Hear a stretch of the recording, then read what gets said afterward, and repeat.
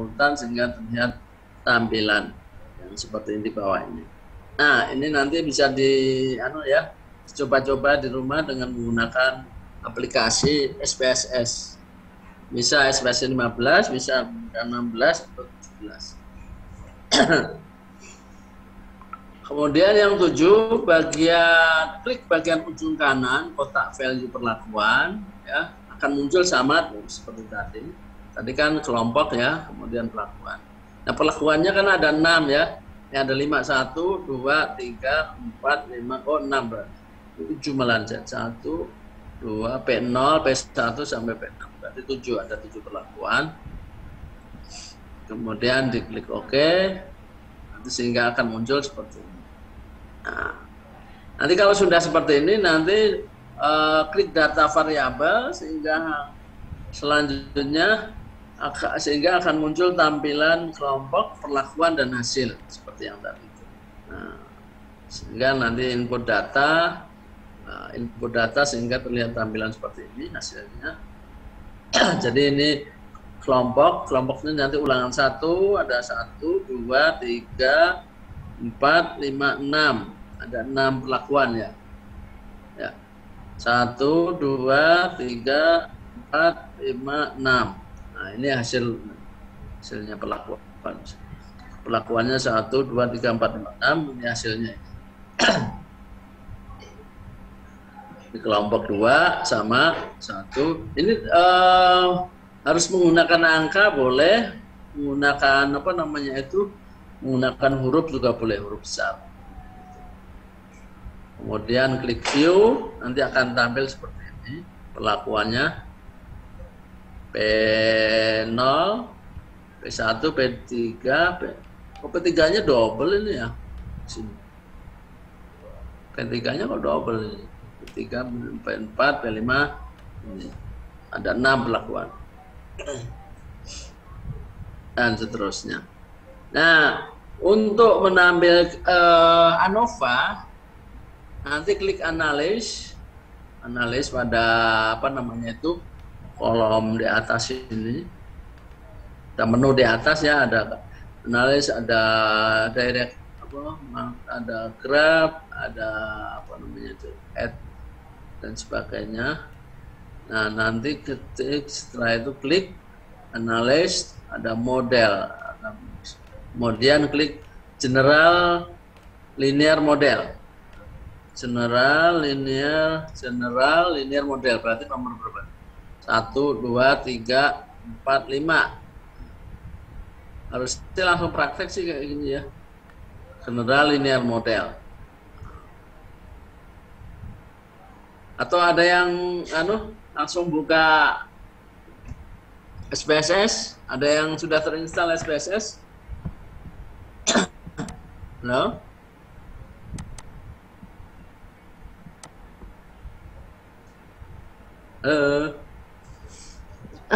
Sudah Pak, SPSS. Nah, dicoba aja ya.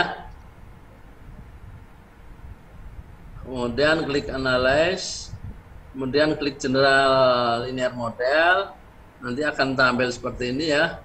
Nah, kemudian klik univariat karena hanya satu variabel ya. Ada multivariat, ada univariat. Kalau faktornya lebih dari satu, pakai multivariat. Ya, tapi kalau hanya satu faktor, berarti bukan faktorial ya. Nah, berarti ini pakai univariat. Kemudian nanti akan muncul seperti ini. Klik univariat, akan muncul seperti ini kelompok. Nah, ini Anda harus tahu ya, ada dependent variable, ada fixed factor, ada random factor, dan ini harus perhatikan nanti. Nah, caranya diklik pakai ini ya, nanti akan masuk ke ini. Masukkan dengan mengklik tanda panah kelompok dan perlakuan ke kotak fix faktor. Nah, berarti di bawahnya ini fix faktornya. Nah, dependent variabelnya adalah nanti hasil karena faktor J-nya. Fix. fixnya faktor dan hasil ke faktor dependent variable sehingga terlihat seperti tampilan. Seperti tampilannya. Nah, hasilnya adalah di dependent variable. Nah, kemudian klik model sehingga akan muncul tampilan seperti ini. Klik model. Model yang atas nih. Atas. Paling atas. Sehingga akan muncul seperti ini, kemudian continuous. Klik custom. Custom itu hanya untuk mengetahui ini aja. Sehingga akan muncul tampilan seperti ini, custom. Nah, kemudian nanti masukkan dengan mengklik tanda panah kelompok dan perlakuan ke kotak model. Kotak modelnya berarti diklik 2 kali. Klik 2 kali ya. Masukkan dengan mengklik tanda panah ini, nanti akan pindah ke sini. Atau yang ini. Coba-coba aja. Masukkan dengan mengklik tanda panah kelompok dan perlakuan ke kotak model. Nah, seperti ini. Nanti akan masuk ke sini. Klik. Bisa juga balik ini ya. Kemudian klik continue sehingga akan muncul tampilan seperti ini. Nah, klik OK. Klik yang sini. Sehingga akan muncul output yang merupakan hasil analisis ANOVA. Nah, ini hasil ANOVA seperti ini. Ini N-nya itu adalah jumlah kelompoknya ada 6 ya. Jumlah perlakuannya. Kemudian kalau di kelompok ini nanti perlakuannya ada 6. Kemudian di perlakuan nanti ulangannya ada 3. Nah, ini. Nanti akan muncul seperti ini. Ini hasil ANOVA-nya, the test of the between subject. Habis waktunya. Nanti masuk ke link lagi ya. Oke. Saya masukin ini dulu aja bukunya ya. Oh, banyak banget yang mau masuk.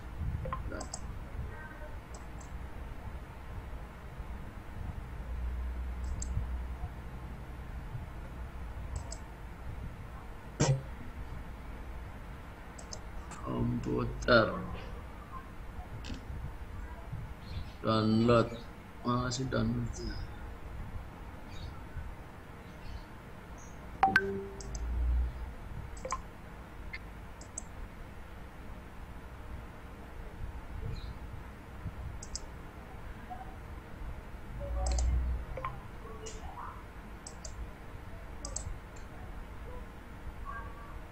Nah, itu bukunya sudah saya upload ya di chat. Silahkan di download, nanti dipelajari ya.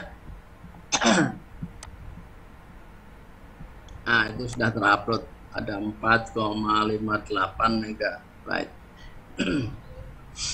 Ya. Karena kalau nunggu ini kelamaan nanti ininya.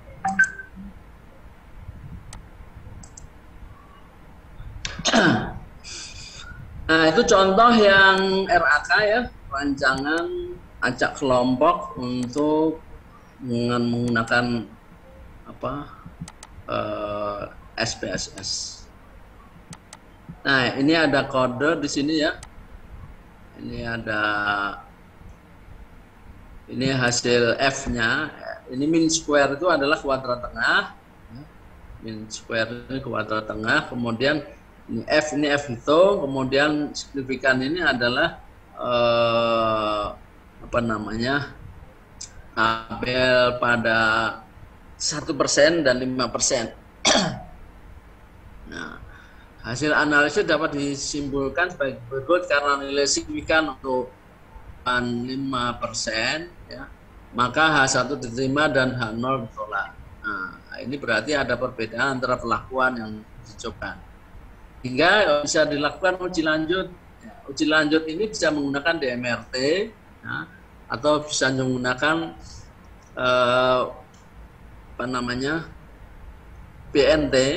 Ya, bedanya BNT dengan DMRT. Kalau DMRT itu untuk membandingkan semua perlakuan mana yang terbaik.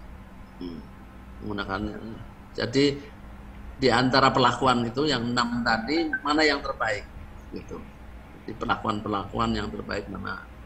Nah, apa kalau BNT itu dibandingkan dengan menggunakan kontrol. Kontrolnya apa? Apakah lebih baik dari kontrol atau tidak lebih baik dari kontrol? Itu bedanya BNT dengan DMFT. BNT itu kalau di bahasa Inggris namanya LSD, least significant different. LSD. Tapi kalau di bahasa Indonesia kan adalah BNT atau BNJ, sama aja. BNT itu beda nyata terkecil, kalau BNJ beda nyata apa sih namanya teh? Nah, itu mirip sebenarnya. Nah, syaratnya tadi ada ya di dalam syaratnya ini. Salah satu peubah yang bebas yang diperlakukan, kemudian ada salah satu peubah sampingan pengganggu atau yang disebut kelompok atau apa namanya, kelompok ini sama dengan ulangan. Nah, ini ada contoh, nanti dicoba ya. Seorang peneliti ingin mengetahui pengaruh jenis antibiotik ABCD terhadap diameter zon bakteri coliform. Jadi bisa dilihat jadi bakteri yang ada di cawan Petri ya, cawan Petri dengan menggunakan media Na misalnya atau media apa namanya, kentang itu. Nah, itu bakteri ditumbuhkan di situ, kemudian diperlakukan jenis antibiotiknya apa. Nah, nanti akan kelihatan apa namanya, zona bakteri yang diperoleh berapa, ada berapa senti gitu. Nah, seperti itu. Nanti ini hasilnya adalah seperti itu.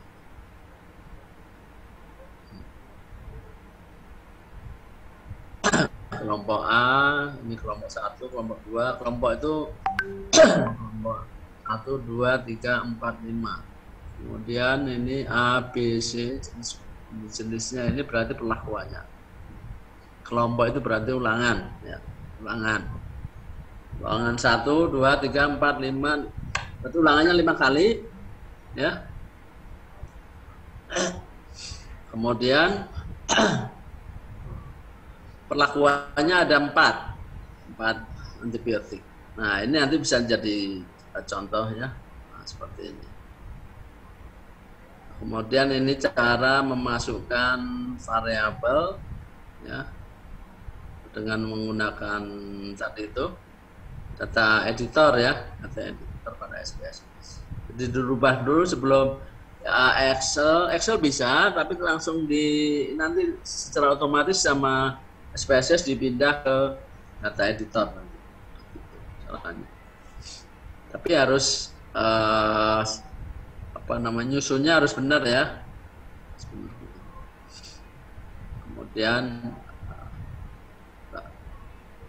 Kemudian pada garis 1 yaitu kolom value, ini cara masukkan datanya pada itu. Kemudian ini raka save, ini data editor tadi ya. Data view-nya, kemudian ini analisis deskriptif, ini standar deviasi ya, standar deviasinya berapa. Nanti bisa dilakukan klik analis pada gambar 3, nanti compare min, kemudian klik min, maka akan muncul gambar 46 ya. Klik zona bakteri pindahan tanda ini. Nah, seperti ini. Untuk mengetahui apa namanya tuh minnya atau rata-ratanya. Nah, ini standar deviasinya. Standar deviasi itu untuk mengetahui apa namanya, galatnya. Ya, galatnya. Kemudian bisa dilakukan ANOVA-nya. analisis ANOVA-nya sama dengan yang di atas tadi. Ya, nanti dicoba-coba aja ya. Oke. Nah, kemudian di situ ada dialog ya pada apa namanya yang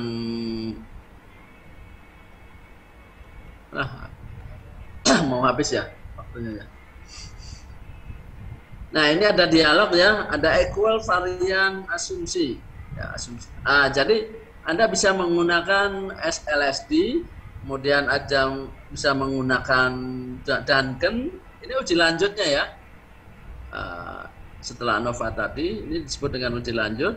Jadi bisa menggunakan LSD, kemudian SNK, ada 2K, kemudian ada Duncan, ada Dunet, kemudian ada Waller Duncan dan sebagainya. Ini sangat tergantung sekali kepada apa namanya yang dituju apa atau targetnya apa, dalam apakah membandingkan antar kelompok atau membandingkan antar apa namanya tuh antar perlakuan atau dengan menggunakan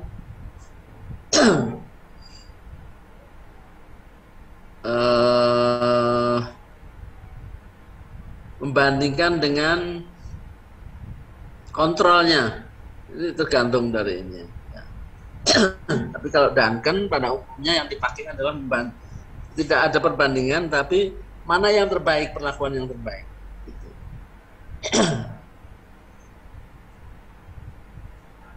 Oke, ada komentar? Halo? Ini ada contoh-contohnya. Nah, nanti ini juga ada hasilnya. Nah, multiple comparison.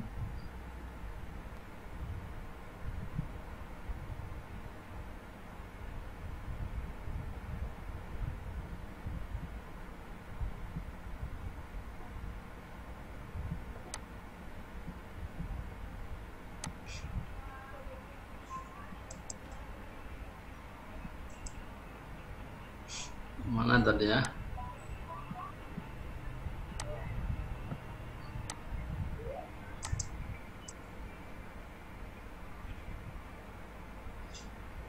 Saya buka lagi. Nah, untuk di dalam buku ini juga ada uji apa namanya analisis regresi ya. Nanti Anda juga bisa belajarin situ analisis regresi dari data apa namanya data ionobakteri tadi. Nah, kalau yang di tadi ya dari hasil ini akan muncul seperti ini, yaitu multiple comparison dependent variable yaitu zona bakteri. Ini ada misalnya bakteri A dibandingkan dengan bakteri B, C, dan D. Kemudian kalau yang B dibandingkan dengan A, C, D, dan seterusnya. Nah, nanti akan ketahuan mana yang signifikan maupun yang tidak signifikan. Ternyata ini signifikan semua.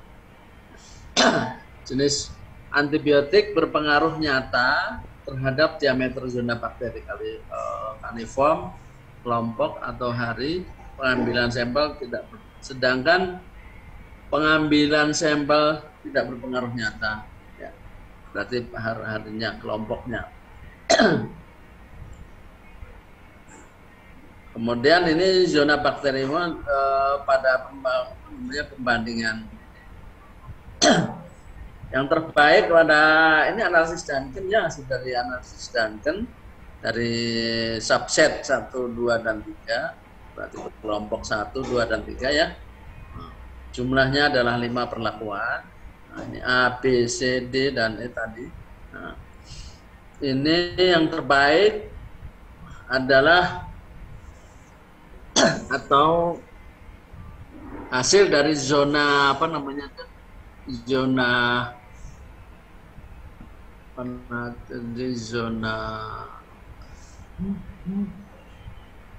bakteri coliform itu yang terbaik, berarti di perlakuan yang D, perlakuan yang D. Baik. Ada nanti. Ini ada maksudnya zonanya terkecil.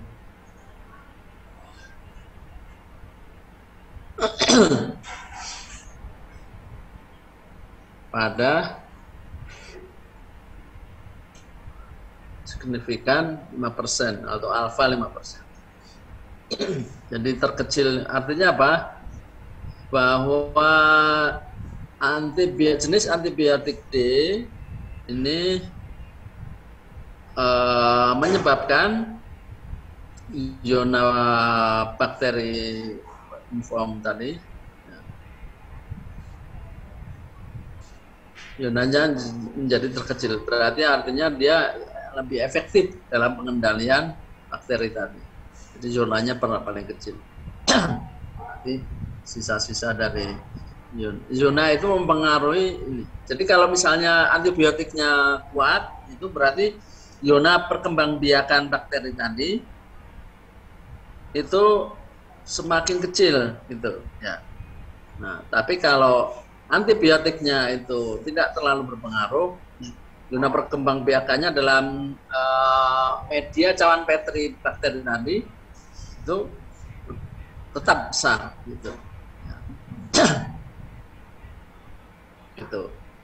Jadi fungsi dari antibiotik tadi adalah untuk mencegah perkembangbiakan dari bakteri. Jadi bisa kelihatan di sini.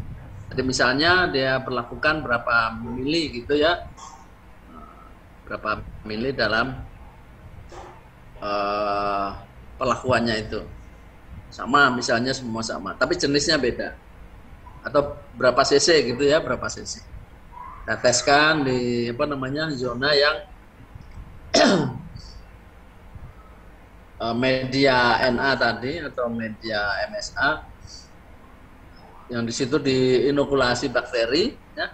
Kemudian sudah berkembang biak, misalnya seminggu misalnya, atau ya 5 hari misalnya. Kemudian di situ ditetesin dengan menggunakan antibiotik A, B, C, dan D. Nah, mana yang paling menghambat perkembangbiakan dari berarti antibiotik D ini yang paling bagus untuk bakteri itu. Ini hasil. Nah, kemudian dari data tadi bisa juga dilakukan analisis regresi. Caranya adalah menggunakan, oleh karena jenis antibiotik merupakan peubah kualitatif, ya, kualitatif, maka kita tidak bias melakukan analisis atau tidak bisa melakukan analisis regresi antara jenis antibiotik dengan diameter bakteri informum. Hanya bisa digambar dalam bentuk grafik histogram. Caranya adalah klik graf, kemudian pilih bar, kemudian simbol, kemudian define, akan muncul seperti ini. Kemudian klik other statistik, ya, klik other statistik berarti yang mana? Nanti bisa ada other statistik, klik sini ya, other statistik, ada n of case, ada cumulative n, ada percent of case, ada cumulative percent. Nah, klik aja ordernya. Kemudian klik zone bakteri coliform dan pindahkan ke tanda enter ya, tanda enter ke variabel ini berarti. Kemudian klik jenis antibiotik ya, dan pindahkan dengan menggunakan tanda enter ke kategori eksis berarti ya. Kemudian klik OK. Nanti klik OK. Nah, di sini OK. Nanti akan muncul. Ini bisa juga menambahkan title ya, title atau option. Option itu nanti berisi macam-macam, tergantung dari keinginan seperti apa. Klik OK aja. Nanti akan muncul grafik seperti ini. Nah, ini adalah jenisnya, kemudian ini hasil zonnya. Berarti di sini akan kelihatan zona yang paling sempit atau zona yang paling perkembangbiakan bakterinya adalah yang D, karena yang terbaik itu ada yang D tadi. Makanya ini dibentuk histogram ini, yang tertinggi adalah A, yang B, kemudian yang C dan D. Berarti yang A ini yang paling tidak efektif dibandingkan dengan yang lain. Yang paling efektif adalah antibiotik yang D. Ini salah satu contoh kasus ya dalam soal ini. Nah, yang lainnya Anda bisa belajar ya nanti dari analisis ANOVA menggunakan SPSS. Ini pada analisis seragam dengan atau ANOVA dengan menggunakan SPSS percobaan rancangan acak non faktorial yang tadi itu. Ya. Non faktorial sama yang enggak tadi itu seperti ini urutannya. Nanti dipelajari aja ya. Situ. Ini sangat mudah dan simpel, sebenarnya. Kemudian nanti di buku juga ada RAL ini yang, nah bedanya RAK dan RAL. Kalau RAL ini mengabaikan lingkungan, jadi dalam percobaan itu mengabaikan lingkungan. Artinya apa? Berarti dampak dari lingkungan itu tidak ada. Secara otomatis bahwa penelitiannya ini harus berada di lingkungan yang terkontrol, misalnya di laboratorium, misalnya ya di laboratorium. Nah, jadi RAL ini bisa mengabaikan lingkungan. Itu bedanya RAK dan RAL. Kalau RAK itu di luar laboratorium, di lapangan, kemudian bisa juga di lab kaca. Lab kaca ini juga masih sebenarnya dia bisa diatur. Lab kaca atau greenhouse dan sebagainya itu lingkungannya bisa terkontrol, tapi biasanya masih ada bias dalam percobaan. Nah ini contoh kasus pada RAL ya. Sederhana sekali sebenarnya. Kemudian juga ini analisis statistik rancangan RAL faktorial. Ada non faktorial dan faktorial. Kemudian dipelajari aja. Terus kemudian ini hasilnya, hasil SPSS RAK faktorial. Ini contoh hasilnya ya. Nah, ini bedanya antara RAK dan RAL. Masih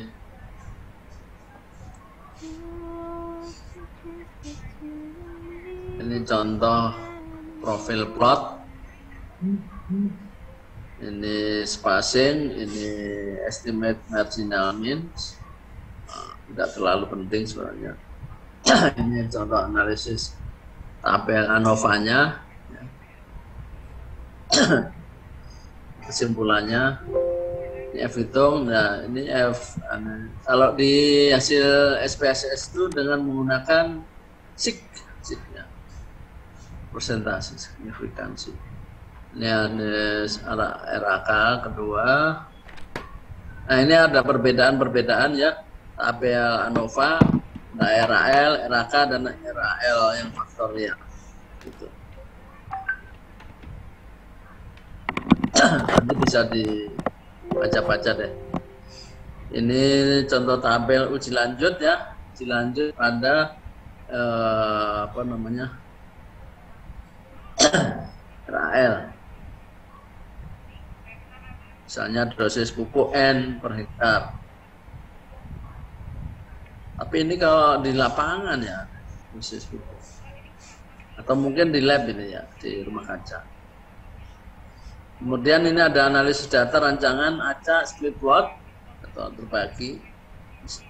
Nanti waktu penelitian Anda menggunakan split plot bisa juga. Misalnya disuruh sama dosennya menggunakan split plot. Seperti ini caranya.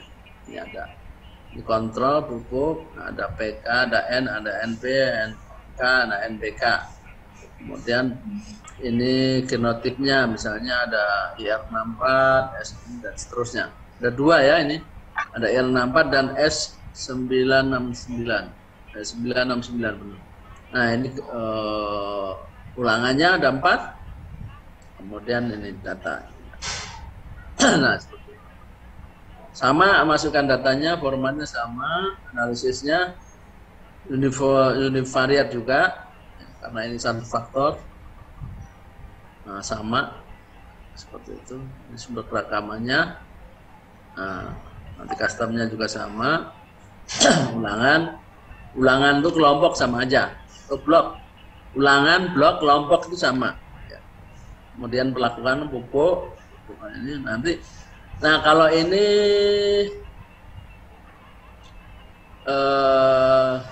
faktorial ya, berarti ada kelompok, ada pupuk, ada split plot ya, berarti ada anaknya. Ada anak petak. Itu bisa diatur. Nah, sama aja nanti memasukkannya itu nanti bisa dilihat deh. Nah, nanti akan. Nah, ini untuk equal varian asumsinya atau analisis uji lanjutnya bisa menggunakan LSD, kemudian Duncan atau Tukey dan sebagainya. Tergantung dari tujuannya untuk apa. Apakah membandingkan atau bisa LSD, bisa Duncan dan sebagainya. Atau dua-duanya. Kalau menggunakan analisis seperti ini yang software itu bisa dua-duanya keluar. Ya, ada LSD, ada Duncan, atau semuanya diklik juga bisa. Asal Anda bisa memahami aja tujuannya ya. Jangan-jangan nanti kamu klik-klik ini hasilnya ada, tapi nggak paham tujuannya untuk apa. Jadi harus benar-benar dipahami LSD itu untuk apa, Duncan untuk apa, kemudian Tukey untuk apa, dan sebagainya. Pelajari dulu. Nah, nanti hasilnya seperti ini. Nah, ini kalau split plot ya. Kemudian nanti akan ada profil seperti ini. Ya kira-kira begitu ya. Nanti bukunya bisa bisa dipakai untuk belajar. Nanti Anda setelah ini kan semester 6 ya, 7. Nah, semester 7 itu udah mulai nanti membuat proposal untuk tahap awal dalam tugas akhir penelitian. Ya. Nanti UASnya paling ya soalnya tidak jauh dari ini lah, biar gampang ya. Kalau Rika kemudian pakai SAS ya, SAS itu juga lebih mudah, cuma dia SAS itu harus tahu listingnya. Ya, kalau satu aja listing, maksudnya titik komanya salah, nanti dia tidak bisa keluar. Ya, oke. Sampai ketemu lagi ya nanti di minggu depan untuk UAS. Ada pertanyaan?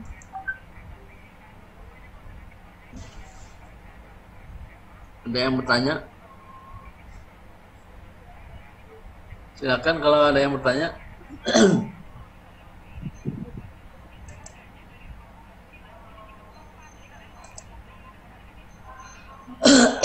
Nanti UASnya online ya, online. Nanti saya kirim soal, kemudian digarap ya. Nah, nanti saya butuh jawabannya aja. Jawabannya aja nanti bisa dikumpulkan di grup ya, grup perkelas. Kemudian di email ke saya ya. Dan absensinya, jangan lupa absensinya ya dalam UAS itu. Oke? Ada pertanyaan lah? Halo? Cukup, Pak. Cukup ya. Cukup, ya. Sampai ketemu di UAS minggu depan. Berarti hari Senin ya? Iya, Pak. Oke, ya. Siap-siap aja nanti belajar menggunakan SAS. Saya juga berarti Bu Rika nanti menggunakan SAS, bisa menggunakan SPSS. Jadi dua-duanya bisa. Jadi nanti kalau dihadapkan pada permasalahan penelitian, Anda sudah siap ya. Dan saling belajar aja, saling bantu antar temannya dalam nanti menganalisis data seperti itu. Sebenarnya analisis data menggunakan software itu bukan sesuatu yang masalah yang besar. Yang terpenting bagi mahasiswa itu adalah interpretasi data. Jadi Anda misalnya hasil penelitian, kemudian dianalisis, oke. Ya, dianalisis misalnya menggunakan SAS atau dengan menggunakan SPSS atau dengan menggunakan Minitab dan sebagainya. Hasilnya sama aja. Nah, yang paling penting adalah interpretasi data. Apa maksud hasil dari analisis itu? Yang penting itu sebenarnya. Terus tujuannya untuk menganalisis itu apa? Apakah membandingkan antar perlakuan ataukah perlakuan dibandingkan dengan kontrolnya. Jadi ada dua. Jadi misalnya ada buat perlakuan, kontrolnya ada satu. Nah, sebagai kontrol satu, kemudian perlakuan yang lain ada 4 misalnya, ada 5. Kemudian ada ulangannya ada 3 atau 4 dan seterusnya. Nah, yang terpenting itu adalah interpretasi data, hasilnya itu. Ya. Nah, itu kadang-kadang mahasiswa yang kurang dipahami itu intinya. Kalau analisisnya mah bisa manual, bisa menggunakan software, mudah sekali, tidak terlalu sulit. Oke, sampai ketemu nanti di kesempatan yang lain. Assalamualaikum warahmatullahi wabarakatuh. Waalaikumsalam warahmatullahi wabarakatuh. Terima kasih Pak. Terima kasih Pak. Ya. Saya screenshot dulu. Oke, sampai ketemu ya. Iya Pak.